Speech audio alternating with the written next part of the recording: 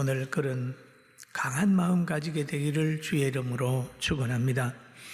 그리고 여기에 보면은 하나님이 쓰는 그릇은 하나님이 보호하신다 그랬습니다. 다메섹에서 예수님을 만난 사울은 악인의 그릇에서 성령의 그릇이 되어버렸습니다. 악인의 지식을 담은 그가 성령의 능력을 담게 된 거예요.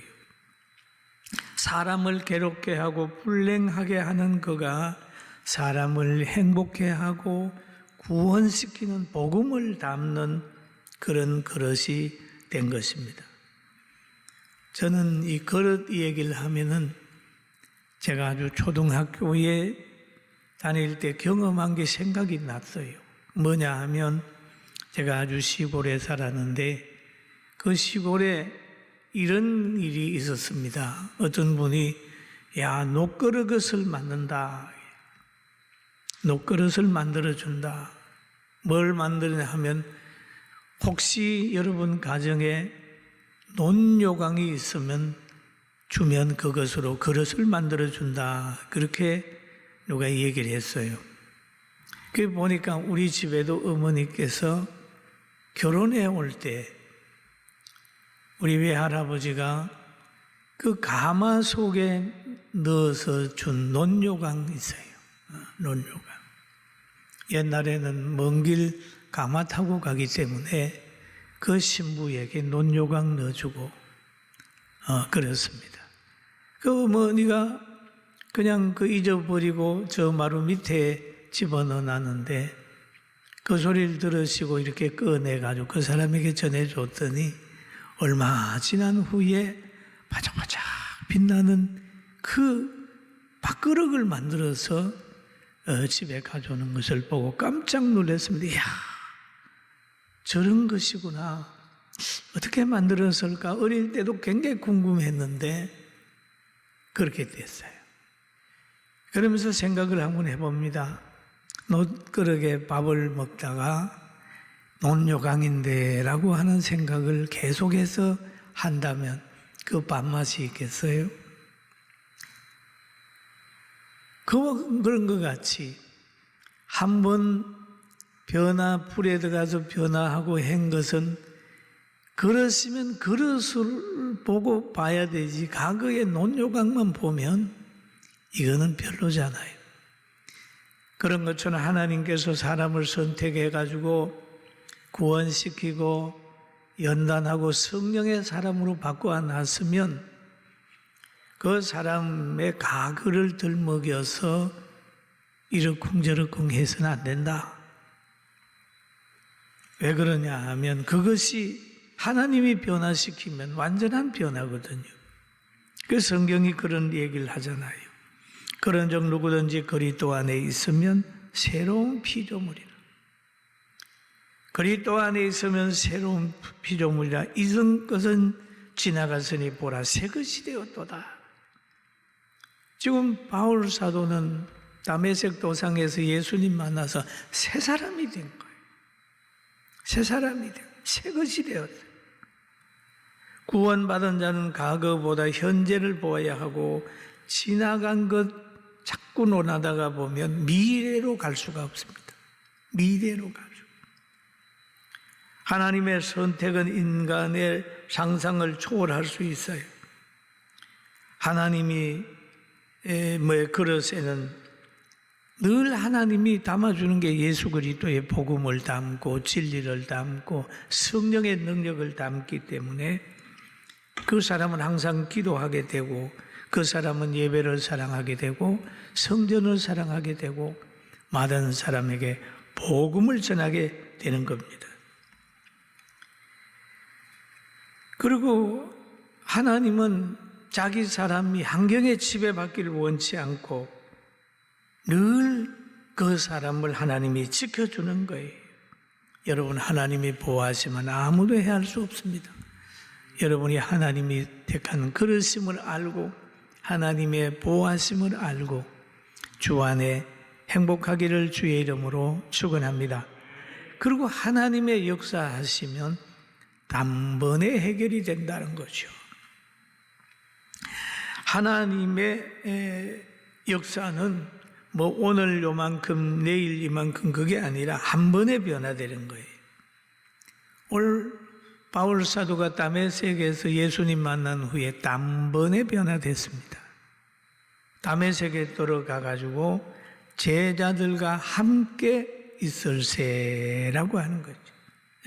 음식을 먹음에 강건하여지고 사울이 다메섹에 있는 제자들과 함께 며칠 있을세, 그런 말이에요. 함께 있다. 함께 있다. 여러분은 누구와 함께 있습니까? 누구와 교제하고 있습니까? 또 누구를 믿고 의지합니까? 무엇을 얻으려고 합니까? 명예입니까? 돈입니까? 가룟 유다는 제사장들과 함께 있다가 예수님을 엄삼심냥에 팔아버렸어요. 베드로는 사한들과 함께 있다가 예수님을 3번씩이나 모른다고 저주했습니다. 누구와 함께 있느냐? 누구를 의지하느냐? 살펴봐야 됩니다. 예레미야서 17장 5절에 보면 여호와께서 이같이 말씀하시느니라. 무릇 사람을 믿으며 혈육으로 그의 힘을 삼고 마음이 여호와에게서 떠난 그 사람은 저주를 받을 것이라. 그럼 무엇을 의지하고 무엇을 믿고 무엇으로 힘을 삼느냐? 우리는 살펴봐야 됩니다. 왜 사막의 떨기나무 같은 인생을 살고 좋은 열매, 좋은 날 오는 걸 못 보고 사느냐? 믿음의 대상이 잘못됐기 때문입니다. 여러분, 세상 의지하거나 세상에 들려오는 여러 가지 것들 때문에 마음 상하지 말고 하나님 의지하고 나가게 되기를 주님의 이름으로 축원합니다. 우리는 제자들과 함께 있는 사울의 변화된 사울처럼 우리는 이 땅에서 예수 믿는 우리들은 주일날이 되면 예배드리기를 소원하고 모든 건물 중에는 하나님의 전을 가까이 하게 되고 이제는 남을 돕는 데 힘쓰고 하나님께 기도하는데 잘 힘쓰고 신령한 가족들을 늘 더 사랑해야 된다. 그렇게 보는 거죠. 그리고 또 이 하나님의 역사는 즉시 변화된다. 즉시 변화된다. 오늘 성경에 보면 즉시로 각 해당에서 예수가 하나님의 아들이심을 전파했다. 즉시로. 여러분, 그런 거 있잖아요. 여러분 그릇에 상한 밥이 있을 때 여러분은 어떻게 그거를 처리하십니까? 밥만 들어가지고 오늘은 요만큼, 내일은 요만큼 이렇게 처리합니까? 한 번에 확 쓰레기통에 쏟아버리고 확 닦아가지고 새 밥을 담습니까? 여러분은 두 번째일 겁니다. 상한 게 있으면 확 쏟아버리고 새 밥을 그게 깨끗하게 담은 다음에 새 것 먹을 수 있는 걸 넣겠죠. 하나님의 역사도 그런 거예요. 한 번에 변해. 바울 사도가 가지고 있는 잘못된 지식을 한 번에 싹 쏟게 만들어요. 즉시 변화돼 가지고 박해하던 복음을 받아들이고 자기가 가지고 있던 과거의 지식을 배설물처럼 여기면서 내보내버렸습니다. 그리고 하나님의 역사를 또 보면은 차차가 아닙니다. 제일 무서운 것이 뭔지 아십니까? 내일이라고 하는 거예요. 내일 할게요. 모레 할게요. 다음에 할게요. 이런 사람 변함없습니다. 그런 사람을 통해서 큰 일이 이루어지지 않아요. 하나님의 역사는 그 시간 깨달았으면 그때부터 바뀌는 거예요. 성경의 역사를 가만히 보면은 그 하나님께서 선은 베드로와 요한이 성전에 들어갈 때마다 미문에서 구걸하는 한 거린이 있었습니다. 나면서부터 한 번도 걸어본 일이 없는 그런 장애입니다. 그 장애자가 그에게 뭘 얻으려고 할 때에 나를 보라 이렇게 말한 다음에 장애를 가진 그가 베드로와 요한을 바라보게 되니까 그들이 하는 말이 은과 금은 내게 없거니와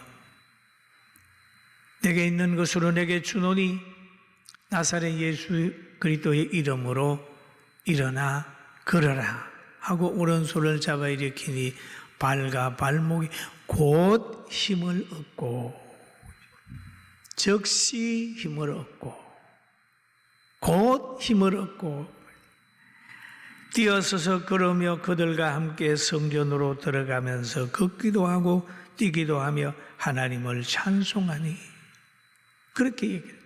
걷기도 하고 뛰기도 했다. 하나님의 역사는 이런 겁니다. 여러분 하나님의 뜻을 깨닫고 전 자꾸 미루든지 하는 사람 큰일 못합니다. 하나님의 뜻을 깨달으면 그 시간 변화되기를 주의 이름으로 축원합니다. 하나님의 역사는 거라. 또 보면은 하나님의 사람은 예수 그리스도를 전하는 겁니다. 하나님의 사람이 하는 게 뭐니? 그리스도를 전하는 거예요. 전하는. 듣는 사람이 다 놀라 말하되 이 사람이 예루살렘에서 이름을 부르는 사람을 멸하렸던 자가 아니냐. 여기 온 것은 그들을 결박하여 대제사장들에게 끌어가고자 함이 아니냐 하더라. 사울이 힘을 더 얻어 예수를 그리스도라 증언하여 다메섹에 사는 유대인들을 당혹하게 하니라. 당혹하게 했다. 하나님이 부르기 전에는 제사장의 사람이었어요. 그들의 행동대원이었어요. 그러나 하나님께 부름받은 후에는 복음을 전하는 사람으로 바꾸어졌습니다. 그리고 박해하던 사람이 제자의 반열에 서서 예수님을 전했어요. 그러니까 예수님을 박해하던 그들이 당혹해했습니다. 당혹해했다. 영적인 세계만 그렇습니까? 육신적인 세계도 그런 것이 있어요.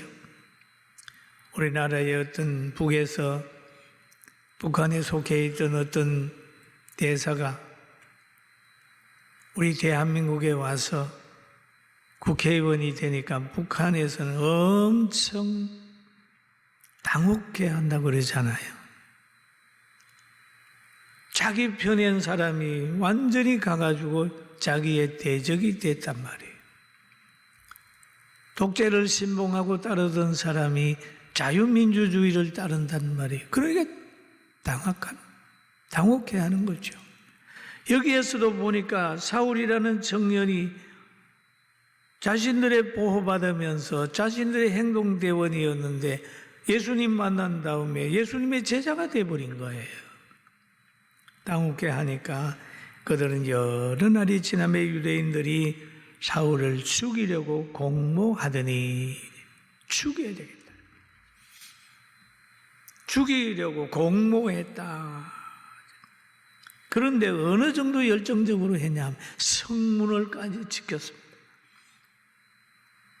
성문까지 지켜 나갈 때 죽여야 되겠다. 여러분 때로는 어둠에 속한 사람들은요 믿는 사람을 박해하고 교회를 박해할 때는 행정력을 동원하고 공권력을 동원하고 그래가지고 막 박해를 하는 거예요. 초대교회 바울사도를 옥에 가두었잖아요. 그 옥은 누가 합니까? 나라가 관리하는 거잖아요.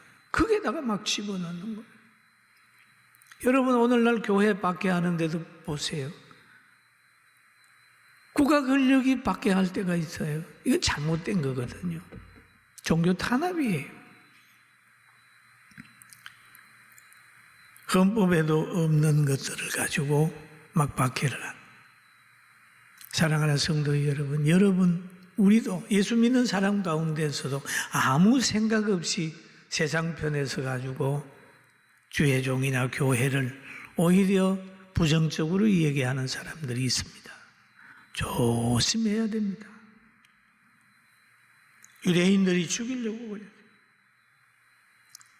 그 사건이 사울에게 알려졌습니다. 그리고 제자들까지에도 알려졌어요. 성문까지 지키는 겁니다.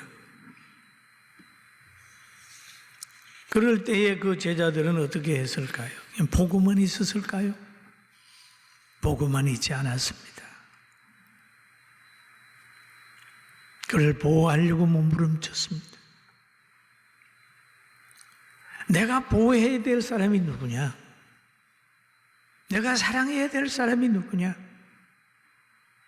라는 걸 생각해야 됩니다. 구약 성경에도 보면은 그 여리고에 들어왔던 정탐꾼 보십시오.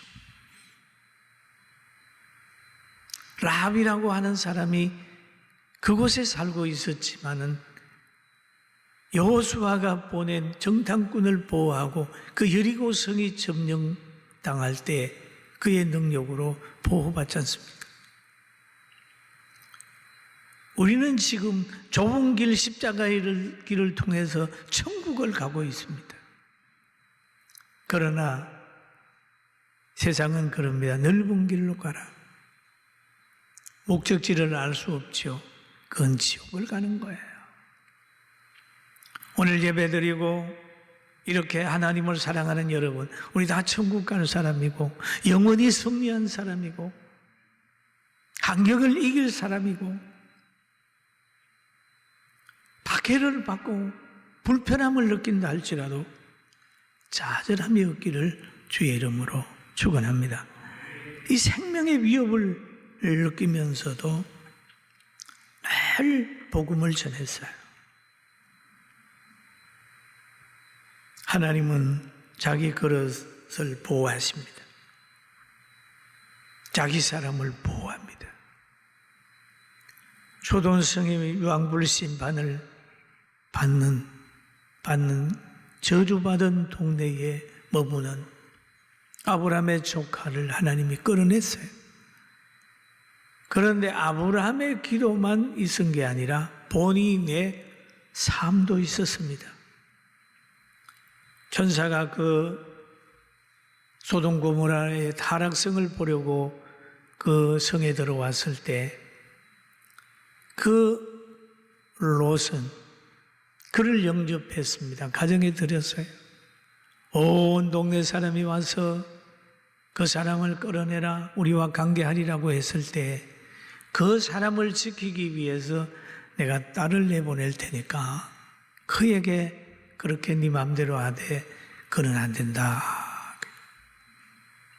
그 정도로 그를 보호하려고 노력했을 때에 그 천사가 역사하고 하나님이 역사를 해서 그 딸과 롯이 다시 유황불 심판을 면하고 그 성에서 하나님의 능력으로 나가는 걸 여러분 보지 않습니까? 사랑하는 성도 여러분, 하나님이 보호하는 그 위치에 거하게 되기를 주님의 이름으로 축원합니다. 그리고 또 보게 되니까 왜 성령의 사람을 보호해야 되느냐? 그것이 자기를 보호하는 방편입니다. 사도행전에 보니까 이제 12장에 가면 그런 말이 나옵니다. 베드로는 옥에 갇혔고 교회는 그를 위하여 간절히 기도하더라.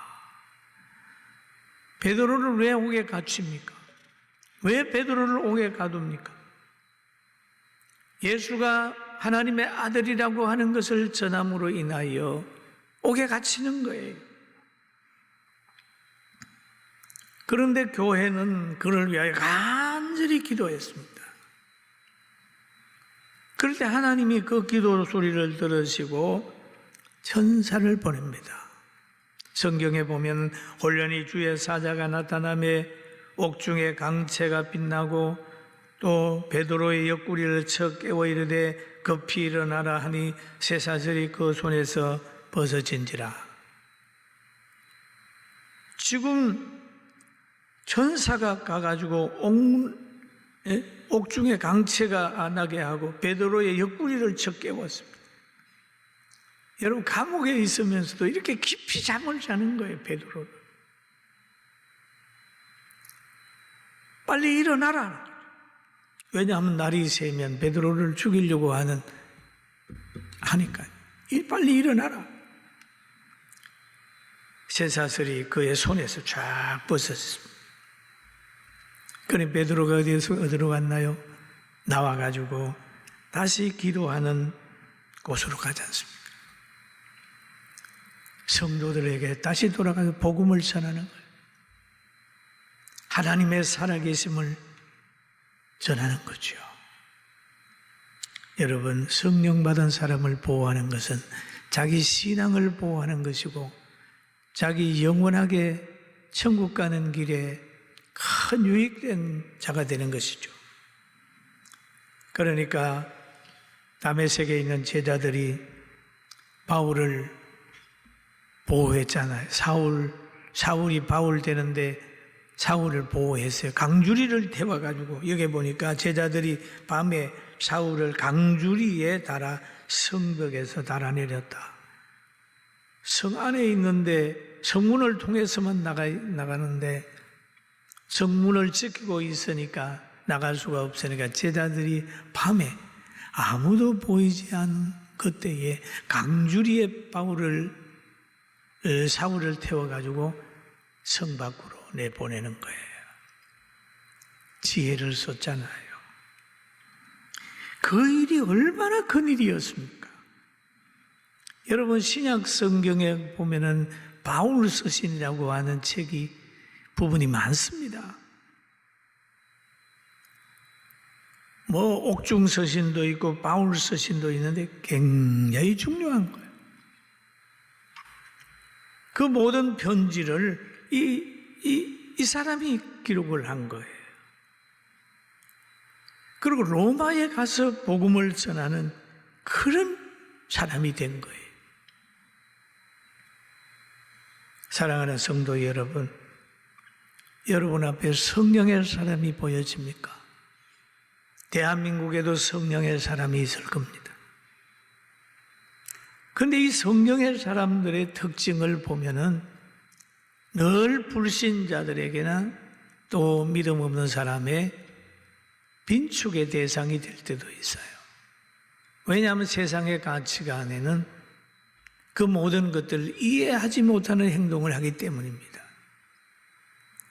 우리는 성령의 사람을 보호해서 신앙생활 잘하고 세상 편에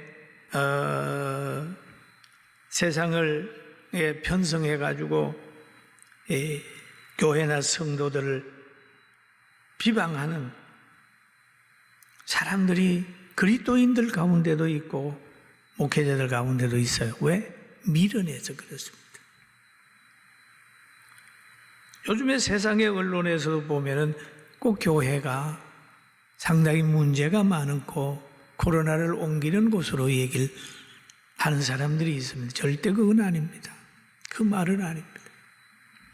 이제는 예수 믿는 우리 모두가 교회가 참을 만큼 참았습니다. 이제는 우리는 특별히 기도하면서 하나님 다시 한번 새로운 길을 열어달라고 기도하고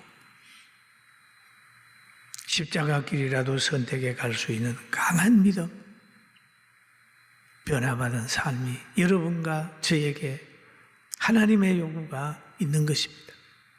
아무쪼록 여러분, 오늘 이 말씀을 듣고 예수님의 제자들이 자기들을 박해했던 이 사울이라고 하는 청년이 예수 믿고 변화받으니까 과거를 묻지 않고 그를 살리기 위해서 지혜를 써서 강주리에 담아서 태워서 저 성 밖으로 피신시키는 것처럼 여러분 앞에 있는 성령 받아 사역하는 모든 이들 위하여 기도하고 보호하는 지혜가 있기를 주의 이름으로 축원합니다.